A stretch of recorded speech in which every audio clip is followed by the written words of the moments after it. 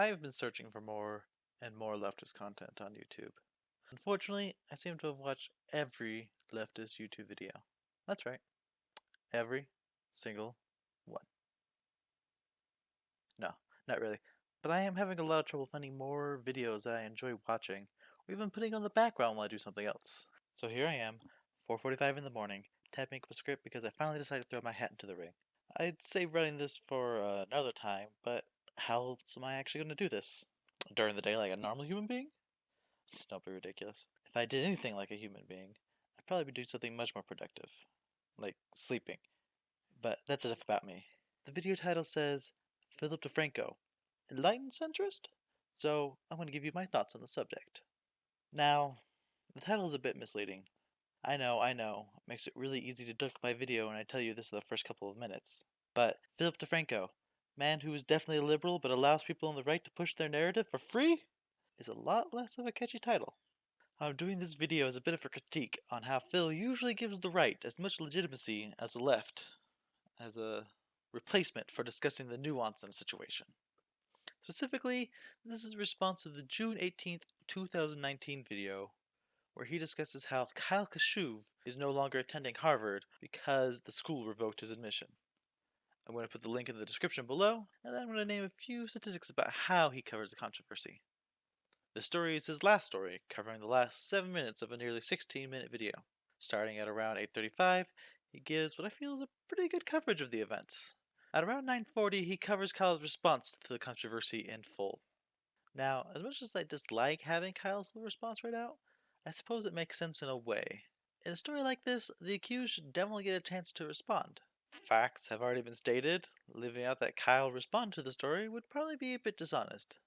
But Phil, buddy, do you have to spend a whole 3 minutes giving us his narrative?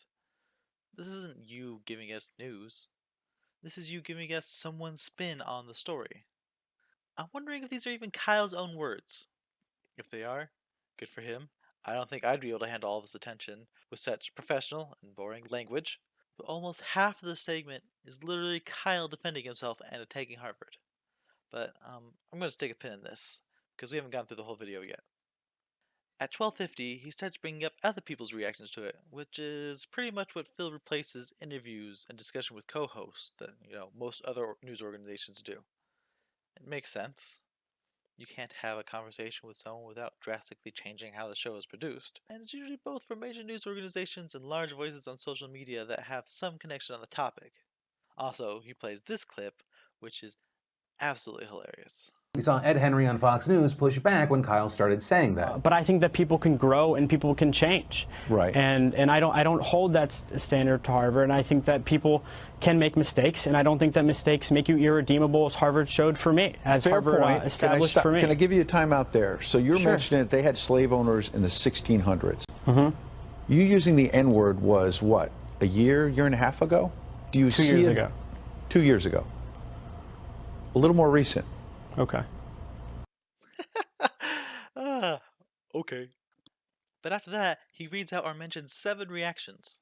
One from a college professor, who's not from Harvard, a host of a leftist podcast, Laura Loomer, whoever that is, an NRA ghoul, one of the right's token blacks, a gnome that pops up if you chant the words, America is a Christian nation, 3 times into a mirror, and finally, Meghan McCain talking to a bunch of women like she's an expert on the N-word.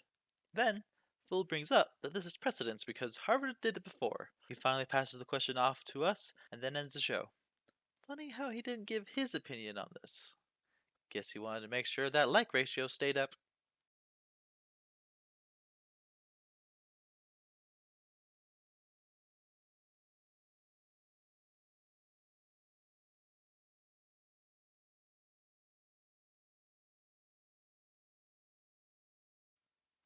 All joking aside, let's just jump into it. I've always wanted to say that. Anyways, yes, analysis time. Let's start this critique off by saying, I like Phillip DeFranco. Yes, despite this being what finally pushed me into making some long, semi-ranty video about the dangers of both siding an argument, Phil has been a staple of my YouTube diet for years now. He has his biases, and he's definitely been on the wrong side of a topic, but so have I, so I can't really fault him for that. He himself claims he's center-left, which... Alright then, you do you, dude. Not gonna tell you about that right now. I've already strayed too many times from my point already. Phil's a cool guy. If I saw him on the street, I'd ask for a picture, then smell his hair and say, wow, it really does smell like a candle. But that won't stop me from calling out what I think is irresponsible behavior. This isn't the first time it's happened either. Whenever there's a large-scale discussion on the consequences of saying hateful things, Phil's there giving both sides their platform, even when one is clearly wrong, like in this case. Now, let's discuss the people who Phil quoted their reactions to this debacle. We'll start with Heather Cox Richardson. She's a college professor who studies, quote, the contrast between image and reality in America, especially in politics. I'm pretty sure she's the most qualified person to speak about this, out of all the people quoted, but that isn't exactly a compliment. Were there no people working in college admissions to quote? Maybe someone who works at the school? A student there? No. We get Adam Best, a guy who hosts a podcast because of his rather excellent tweet. Like, he seems nice and all. If I listen to podcasts, I'd put his on my list. But come on, Phil. Snarky quotes are nice in a Twitter debate, but not here. Well, let's see who else is on the list. Laura Loomer. She doesn't even have a Twitter. How am I supposed to do research on her now? Let's just forget about it. Dana Lash. That's one of the biggest crimes against English and pronunciation since ABCDE was being pronounced absidy, but I'm going to save those jokes for a later time. Instead, let's focus on the fact that her pin tweet is, quote, never bend a knee to the rage mob, ever. But forgot to add, but do bend both knees to fillet anyone who defends the Second Amendment, even if they are in hot water for doing something entirely unrelated. I'll let in later if she blocked me or not. Then there's CJ Pearson, who calls himself the left's youngest nightmare. I'm going to leave that alone until he's 18. And then there's also Ben Shapiro. Ugh, fine. Guess I gotta tackle one of these quotes real quick before I throw up all over my keyboard. No, Ben. Harvard's auto da fe does not. Hold on, let me look up that word really quick. Burning of a heretic by the Spanish Inquisition? Ben. Ben. Harvard is not the Spanish Inquisition. All they did was change their mind on allowing this normal-sized you. They aren't burning him at the stake. In fact, Kyle was the one who made this public. If he had said nothing, sure, word might have gotten out eventually because he's a pregnant survivor and their lives can be scrutinized at any moment, but even then, it wouldn't have been Harvard doing this.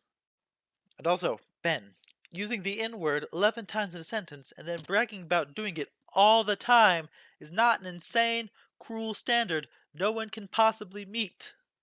I did some stupid stuff when I was a kid. In fact, I'm going to go back to when I was 16, see what I posted on Facebook back then, put it on the screen. Cringy? Probably, but not more cringy than the fact that I still use Facebook now. And, posting something publicly is a little different than posting in a group chat, but it's still not okay either way. Sharing anything online, even in private messages, still runs the risk of it being released into the world. Why are you so hyperbolic, Ben? Is it to fill the hole in your heart? Let's just move on. Meghan McCain. Somehow getting to the right point while at the same time trying to drag down the online mob that said a person who represents the worst of society hiding behind a plain suit and a punchable face maybe shouldn't go to one of the best schools in the world. You can't just give the crazy SJWs any credit, I see. I mean, just look at Star Jones right here. She looks like she's about one, I'm not racist, but away from slapping Megan. I'd love to see that happen. And finally, for all those of you who have kept watching but still have the audacity to say, but he apologized. Let me clear something up for you. His apology was cheap. I read it. I'm not going to read it to you, but I'll put some screen grabs of all three apologies to prove my point.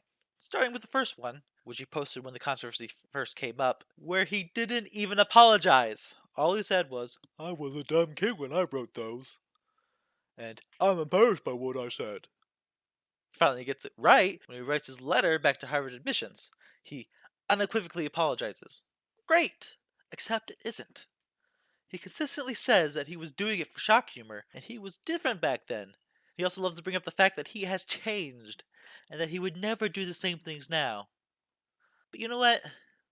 It all rings hollow to me. Because for all of his apologizing, for all of his saying that he would never do any of this again, that his life is so different, he forgot one thing. One thing would make me believe that he truly has changed immensely from when he first posted in that Google document. He never said what he did was wrong. Thank you for watching this video. A video like this has been in the making for a long time, but I never managed to find a topic that so strongly made me to write up a script until now. Please let me know what you thought of this video, as well as doing all that YouTube stuff I'm supposed to ask you to do. Or maybe not. Whatever. The point is, I want to try to make a few more videos this summer. It will go a long way to know that someone would be willing to watch it. I've been typing this script up for the past 3.5 hours, so I think I'm finally going to go ahead and screw up my sleep schedule. Ta-da!